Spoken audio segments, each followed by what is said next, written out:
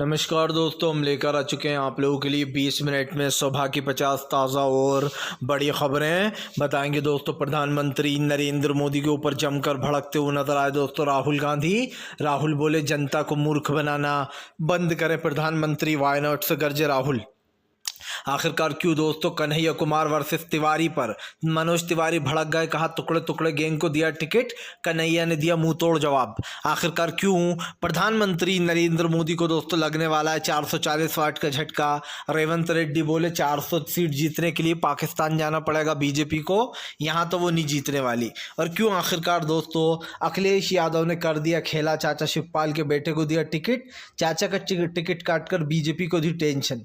तमाम मुद्दों पर बात, लेकिन उससे पहले अगर आपने अब तक हमारे चैनल को सब्सक्राइब नहीं किया है जल्दी से कर लीजिए, पास में एक घंटी आएगी, इसको भी दबाइए ताकि हर वीडियो की अपडेट आप तक पहुंच पाए।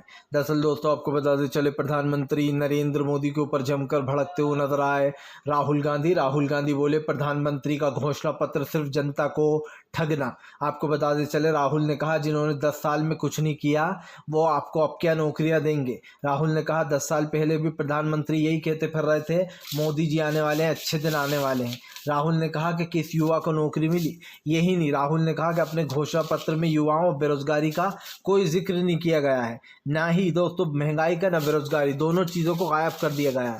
राहुल ने कहा यही बीजेपी के मेन मुद्दे हैं, बीजेपी चाहती है कि देश से ये मुद्दे गायब हो जाएं, इसीलिए वो कभी भी महंगाई, गरीबी और बेरोजगारी जैसे मुद्दों पर बात नहीं करती। दोस्तों राहुल गांधी की बात में दम इसलिए है क्योंकि आप भी जानते हैं ये बात बिल्कुल सच है। बीजेपी चुनावी मुद्दों को लेकर विपक्ष को हमेशा घेरती रहती है और विपक्ष से सवाल भी पूछती रहती है, लेकिन सच्चाई यही है दोस्तों कि भारतीय जनता पार्टी चाहे कान इधर से पकड़े या इधर से पकड़े दोस्तों, उसकी असलियत जनता जान चुकी है।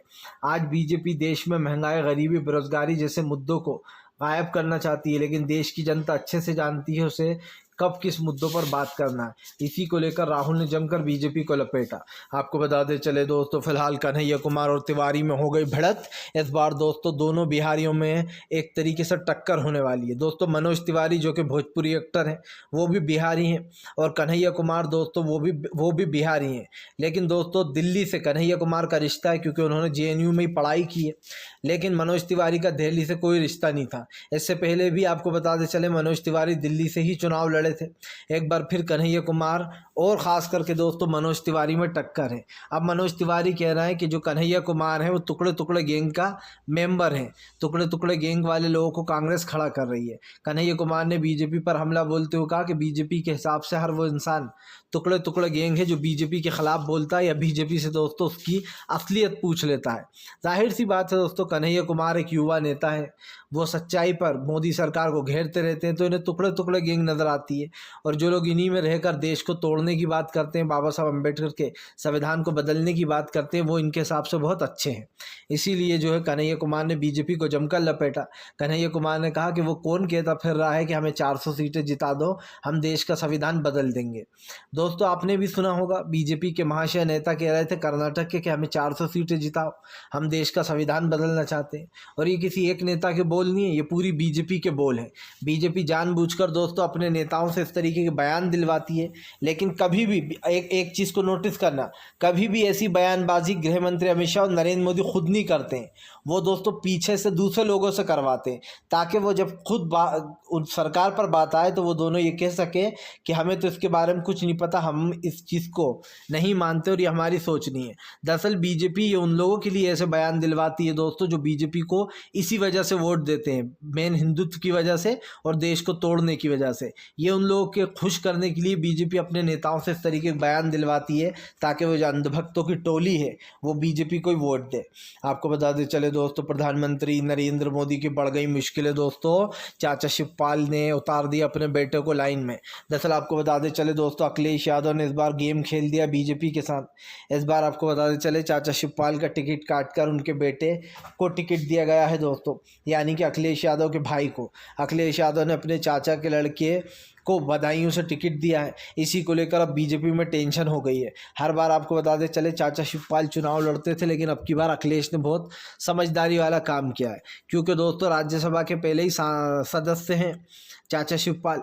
ऐसे में अखिलेश यादव ने लोकसभा का चुनाव लड़वाया है अपने भाई को इसको लेकर बीजेपी में खलबली मची हुई है। अब की बार दोस्तों अखिलेश यादव सीटों पर कुछ ऐसे लोगों को उतार रहे हैं जिनका हारना नामुमकिन है। अखिलेश यादव ने कई ऐसे नाम चुने जैसे इकरा हसन हुई, या फिर दोस्तों हमने देखा एसटी हसन का टिकट काट दिया, लेकिन वो बलिदान उन्होंने जानबूझकर दिया है दोस्तों, क्योंकि अखिलेश को पता है कि कहाँ कौन सी इस वक्त टिकट पर राजनीति होने वाली है। आपको बताते चले दोस्तों, भारतीय जनता पार्टी के ऊपर पहली बार गरज गई मायावती, ना चाहते हुए भी बीजेपी पर निकाली भड़ास। दोस्तों भले ही मायावती बीजेपी की बी टीम कहलाती हूँ, लेकिन दोस्तों एक बात मायावती बिल्कुल सही कह गई। मायावती ने कहा कि हम मुजफ्फरनगर से एक मुस्लिम कैंडिडेट को उतारना चाहते थे, लेकिन बीजेपी ने लोगों के मन में इतना डर भर दिया है कि कोई भी चुनाव लड़ने को तैयार नहीं है। दोस्तों आप जानते होंगे कि उत्तर प्रदेश में चुन चुन कर एक एक मुसलमान को जो राजनीति में है उसको योगी आदित्यनाथ ने जेल में डलवा रखा है, और दोस्तों जो कुछ बेचारे चुनाव लड़ते हैं उनके ऊपर मुसीबत आ जाती है। इकरा हसन के जो भाई हैं उनका भाई भी जेल में बंद है, आपको याद होगा। ऐसे में दोस्तों अब जो है यहाँ पर ये बड़ा डिसीजन लिया गया। मायावती ने कहा कि जब कोई भी मुस्लिम लड़ने को तैयार नहीं था तो हमने जो है यहाँ पर पिछड़े समाज से उतारा उसे, लेकिन ये सब कुछ बीजेपी का फैलाया हुआ डर है। इसकी वजह से कई लोगों ने कहा कि चुनाव में बहुत सारे लोग दूसरे धर्म के भी खड़े हुए हैं, अगर हम चुनाव लड़ेंगे तो हो सकता है दंगे करा दिए जाएं और लड़ाइयाँ करवाई जाएं, इसलिए दोस्तों किसी भी मुसलमान ने टिकट लिया ही नहीं। तो आप समझ सकते हैं दोस्तों कि बीजेपी बड़ी ही चालाकी से गेम करने की कोशिश करती है। बीजेपी चाहती है दोस्तों कि जैसे ही कोई मुस्लिम कैंडिडेट खड़ा हो, भले ही वो जीत जाए दोस्तों, लेकिन उसकी सांसदी चली जाती है। तो मुझे तो ये लगता है कि मुसलमानों को खुद ही फ़िलहाल अभी हाल फिलहाल में उत्तर प्रदेश में चुनाव लड़ना ही नहीं चाहिए। बिल्कुल सही करा। क्यों करा दोस्तों? क्योंकि वैसे भी उनकी सांसदी तो ये लोग छीन लेते हैं, या तो उनको दोस्तों बेचारों को जेल में डलवा देते हैं, या फिर उनके ऊपर ईडी पीडी को पीछे लगाकर उनको सालों साल जेल में पटके रहते हैं। देख लीजिए क्या हुआ, आज़म खान की सदस्यता जो है विधायकी चली गई, उनके बेटे अब्दुल्ला आज़म की विधायकी चली गई, उनकी पत्नी तंजीम फातिमा की विधायकी चली गई।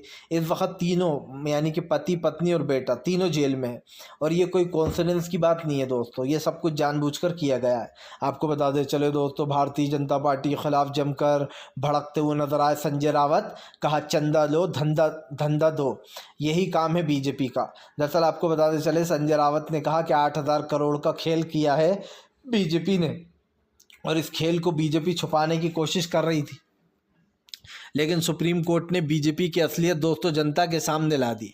दरअसल दोस्तों बीजेपी को पूरा 8,000 करोड़ का चंदा मिला है, और ये चंदा दोस्तों 8,000 करोड़ कोई छोटी मोटी बात नहीं है, ये आप भी जानते हो। 8,000 करोड़ का चंदा मिलने के बाद संजय रावत ने बीजेपी पर भड़ास निकाल दी।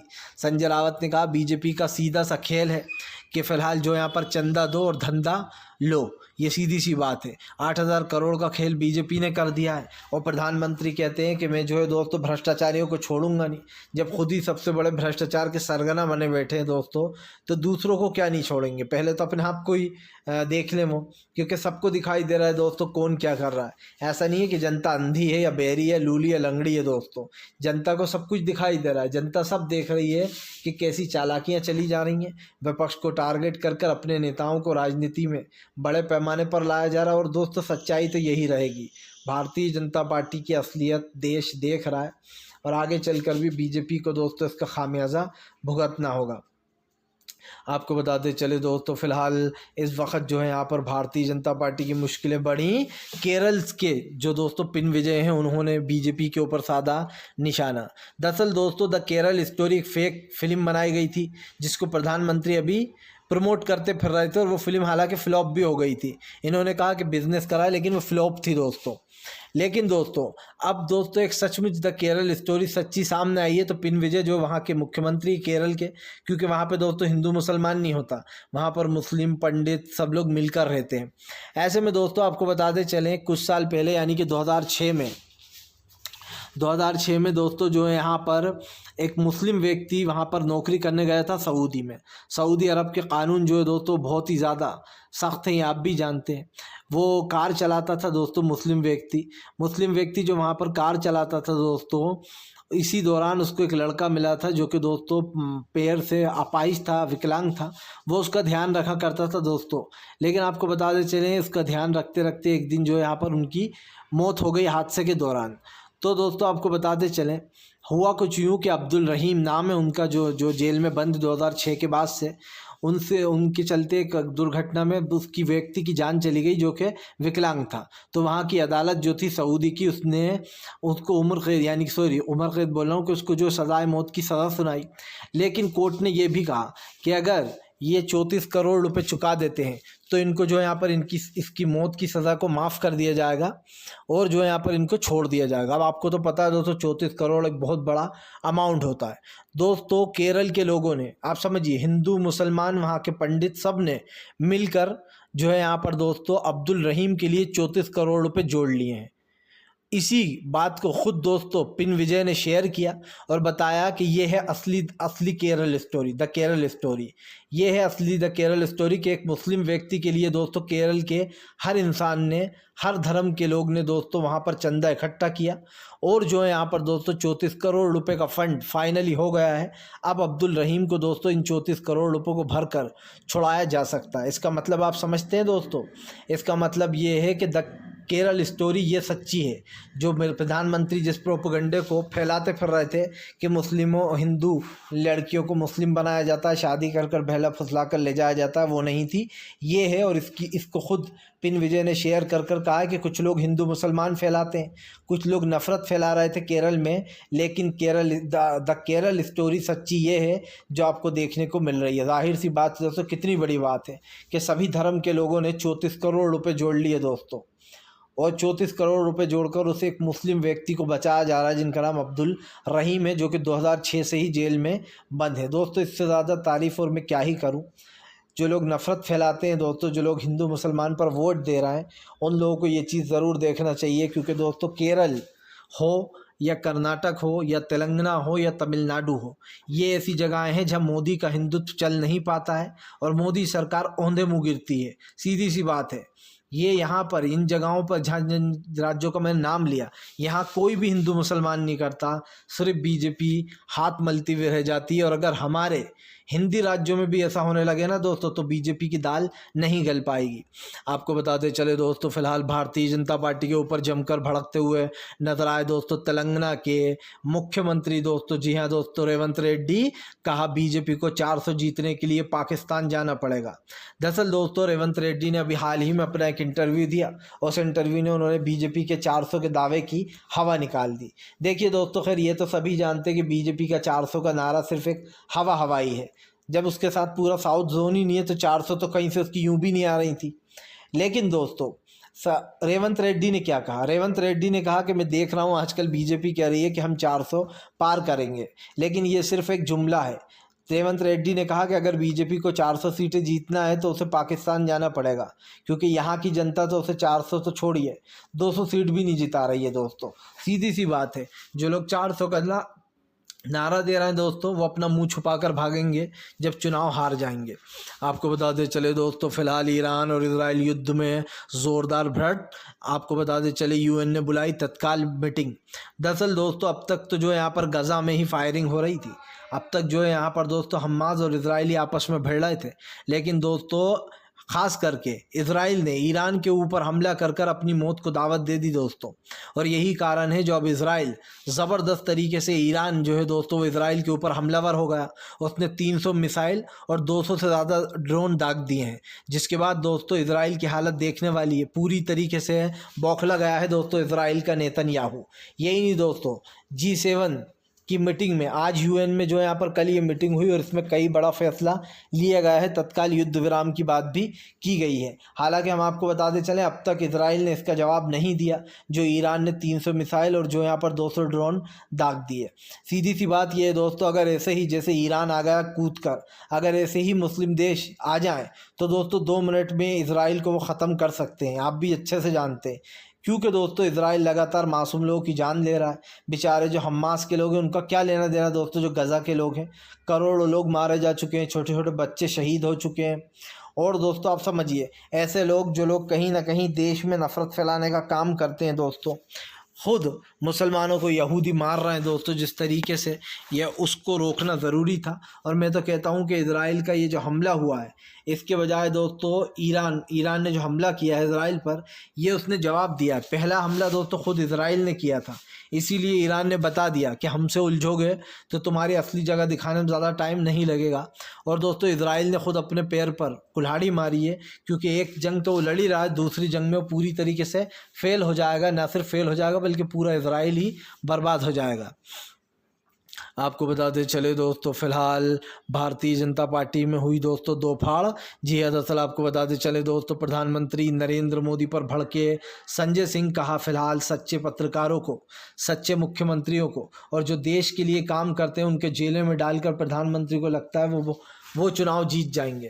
आपको बताते चले संजय सिंह ने बीजेपी पर हमला बोलते हुए कहा कि प्रधानमंत्री की बहुत बड़ी गलतफहमी है कि लोगों को डरा धमकाकर या फिर दोस्तों लोगों को जेल में डालकर ये चुनाव जीता जा सकता है। दरअसल दोस्तों बीजेपी ने क्या किया ये सबको पता है। उन्होंने संजय रावत को जेल में अरविंद केजरीवाल जो कि दिल्ली के मुख्यमंत्री, उन्हें जेल में बंद कर रखा। इससे पहले अभी हाल ही में 2-4 दिन पहले ही संजय सिंह जेल से छूट के आए, 1 हफ्ते पहले।